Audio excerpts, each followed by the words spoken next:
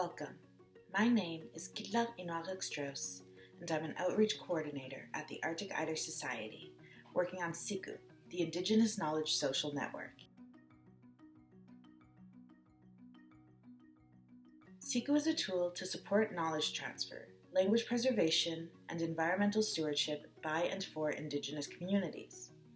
It supports subsistence hunters on the land through jobs in environmental monitoring, as well as safety and navigation services, such as the new SIKU map and satellite imagery on mobile devices.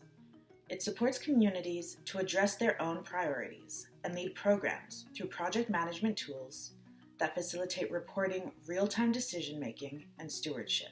The SIKU team is here to help provide training, support, develop new tools, and even provide funding for your community-led climate action projects.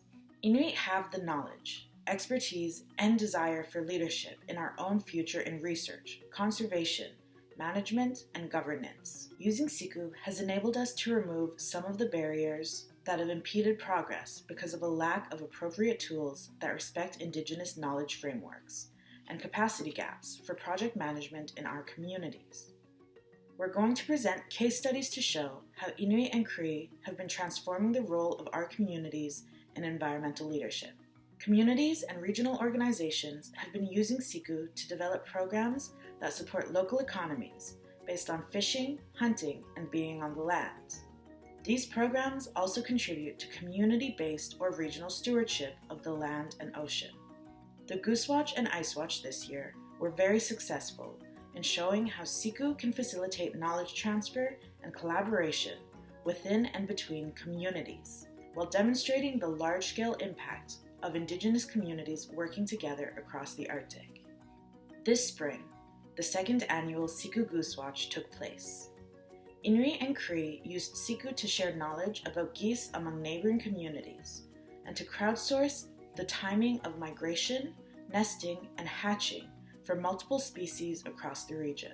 Participating individuals used SIKU to document the arrival of geese in their community by posting observations, hunting stories, and later in the season, nesting and egg harvest posts. With almost 700 posts from 31 communities, from Makovik to Tartuyaktuk and James Bay to Grise Fjord. The Goose Watch shared knowledge between communities and demonstrated the ability of Inuit and Cree to systematically and quantitatively document large-scale processes like an annual goose migration as never seen before. Youth, elders, and hunters contributed to tracking the timing of migration, nesting, hatching, and other key demographic parameters of these migratory birds, which will provide an ongoing basis for monitoring populations and assessing large-scale changes across the North. The Goose Watch highlights the power of SIKU for sharing knowledge and working together across the broad geographies of the Arctic, and as a tool for environmental monitoring. Not to mention, it's a really fun way to share stories of kids getting their first geese.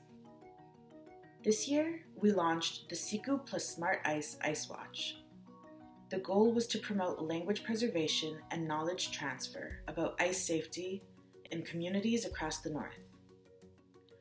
A key part of this was mobilizing Inuktitut sea ice terminology across dialects to describe ice conditions. On SIKU, photos and posts can be tagged with Inuktitut ice terms, allowing Inuit to use Inuit Kayumayattukami, our own knowledge system, to document environmental processes.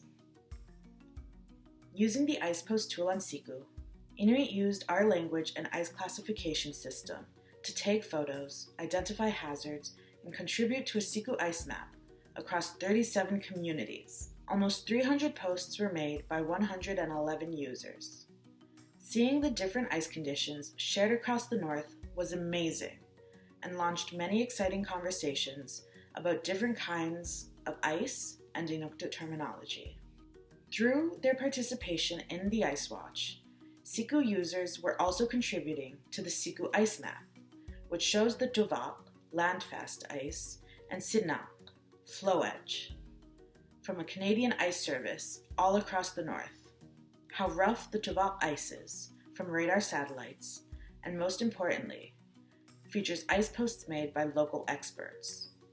This demonstrates how tools like the SIKU ice map that facilitate local safety and knowledge transfer also allow Inuit to play a leading role in climate science by contributing to ground truthing and training classification of satellite imagery, increasing relevance of products to communities while using their own knowledge system to document environmental change.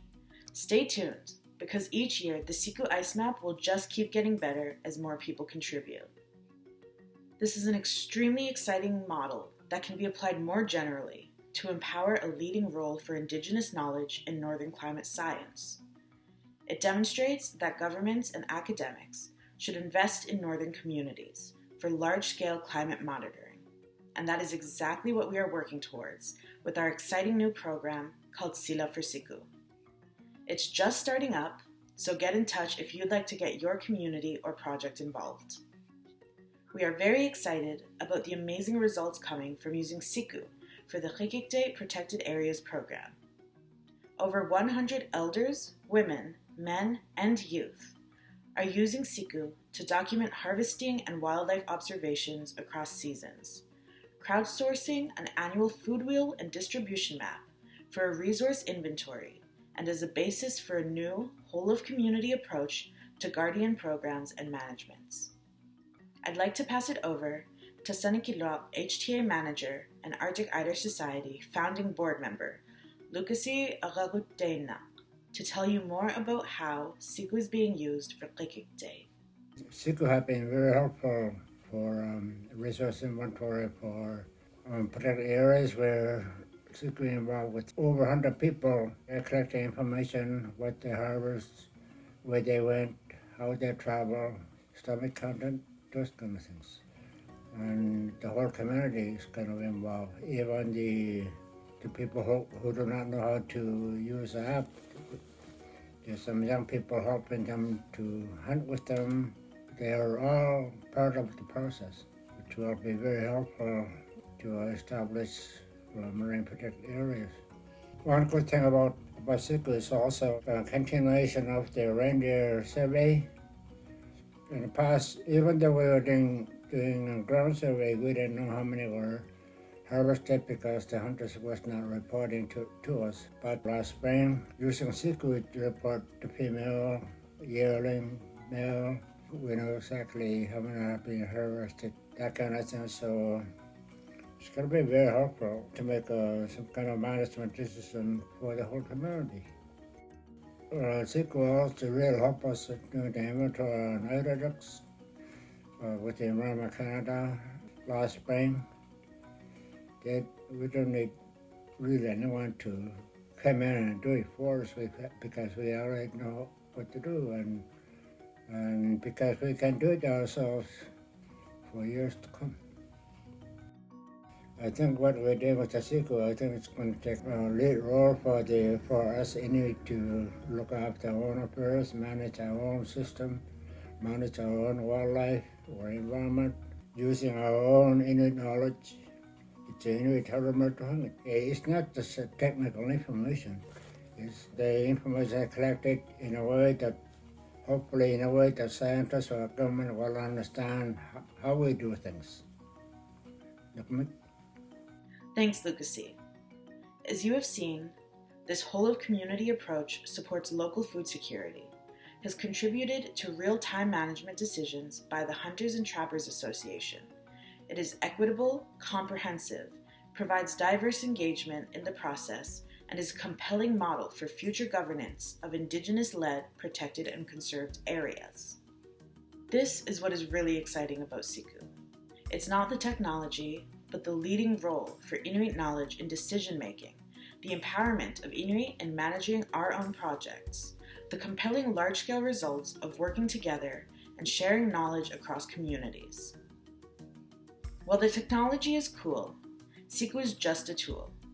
What it is helping demonstrate is that with the right tools and support for programs led by Northern communities, Indigenous knowledge can play a leading role in science and support Inuit-led governance and self-determination in research, management, and environmental stewardship.